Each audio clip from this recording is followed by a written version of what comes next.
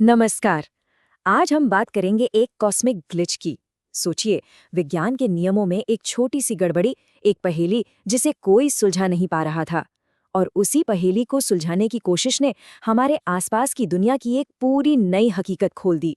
जी हाँ, हम बात कर रहे हैं इलेक्ट्रोमैग्नेटिक वेव्स की खोज के बारे में। जरा सोचिए, हमारा वाईफाई, मोबाइल का सिग्नल, रेडियो, ये सब अदृश्य तरंगों पर ही तो चलता है। हम हर पल इन पर निर्भर हैं। पर ये है क्या? ये अदृश्य ताकतें, ये सिग्नल आखिर किस चीज से बने हैं?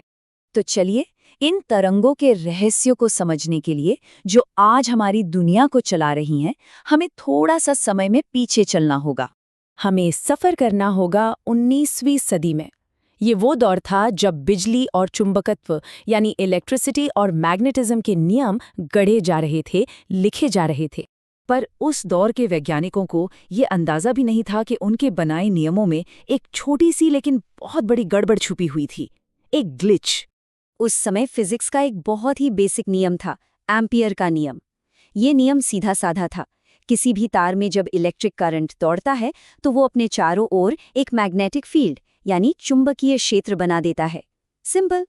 तो देखिए, तार में करंट है IT और उसके चारों तरफ एक मैग्नेटिक फील्ड बन गया। ये एम्पियर के नियम का एकदम परफेक्ट उदाहरण है। सब कुछ ठीक लग रहा था, है ना? लेकिन यहीं पर एक प्रॉब्लम थी। असली सवाल तब खड़ा हुआ जब वैज्ञानिकों ने एक कैपेसिटर को देखा। कैपेसिटर की दो प्लेटों के बीच में तो खाली जगह होती है, वहां तो कोई तार नहीं, कोई करंट नहीं, तो फिर वहां मैग्नेटिक फील्ड कहां से आ रहा था? यहां आकर एम्पियर का नियम जवाब नहीं दे पा रहा था। ये एक पहेली बन गई थी।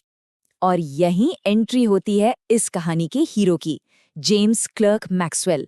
मैक्सवेल ने एक ऐसा आइडिया दिया जो उस वक्त के लिए बिल्कुल क्रांतिकारी था। उन्होंने एक तरह की घोस्ट करंट, एक अदृश्य करंट की बात की। मैक्सवेल ने सोचा, अच्छा, जब कैपेसिटर चार्ज होता है तो प्लेट्स के बीच का इलेक्ट्रिक फील्ड लगातार बदलता है। तो क्या हो अगर यही बदलता हुआ इलेक्ट्रिक फील्ड एक करंट की तरह काम कर रहा हो? बस यही था वो कमाल का आइडिया। उन्होंने इसे नाम दिया डिस्प्लेसमेंट करंट। तो मैक्सवेल ने बस एम्पियर के नियम में एक छोटा सा बदलाव किया। उन्होंने कहा कि मैग्नेटिक फील्ड सिर्फ तार वाले करंट से नहीं, बल्कि इस नए डिस्प्लेसमेंट करंट से भी बनता है। बस एक छोटा सा जोड़ और समीकरणों का वो ग्लिच ठीक हो गया। पर यह सिर्फ एक छोटी सी समस्या का हल नहीं था। इस एक बदलाव ने एक पूरी नई हकीकत का दरवाजा खोल दिया था। और अब हम पहुंचते हैं कहानी के सबसे जबरदस्त मोड़ पर, जहां हमें पता चलेगा प्रकाश का असली सच। देखिए, उस समय तक वैज्ञानिक फैराडे की बदौलत ये तो जानते थे कि एक बदलता हुआ मैग्नेटिक फील्ड एक इलेक्ट्रिक फील्ड पैदा करता है। ये एक तरफा रिश्ता लगता था, लेकिन मैक्सवेल ने साबित किया कि ये रिश्ता दो तरफा है। उन्होंने दिखाया कि एक बदलता हुआ इलेक्ट्रिक फील्ड भी बदले में एक मैग्नेटिक फील्ड पैदा कर सकता है। अब जरा इस सिलसिले को समझिए। एक बदलता हुआ इलेक्ट्रिक फील्ड एक मैग्नेटिक फील्ड बनाता है।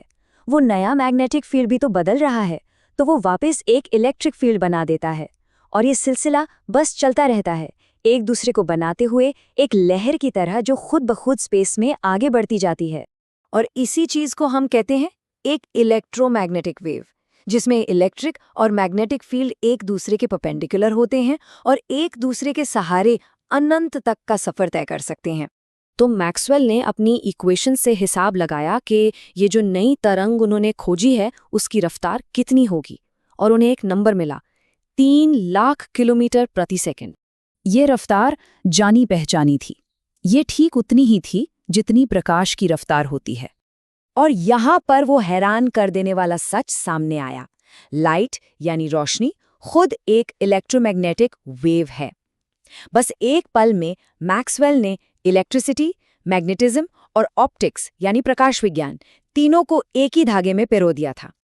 पर कहानी यहीं खत्म नहीं हुई। इस खोज ने सिर्फ प्रकाश के बारे में नहीं बताया, बल्कि एक पूरे अनदेखे ब्रह्मांड का दरवाजा खोल दिया।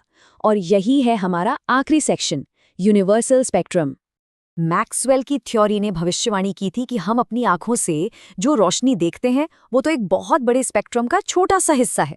रेडियो वेव्स, माइक्रोवेव्स, इंफ्रारेड, ये सब असल में एक ही चीज के अलग-अलग रूप हैं, बस इनके स्रोत अलग-अलग हैं। तो मैक्सवेल ने बिजली, चुंबकत्व और प्रकाश को एक ही थ्योरी में बांध दिया, एक महान एकीकरण जिसने हमारी दुनिया बदल दी। और ये हमें एक बड़े सवाल पर छोड़ जाता है, विज्ञान में अगला महान एकीकरण क्या होगा?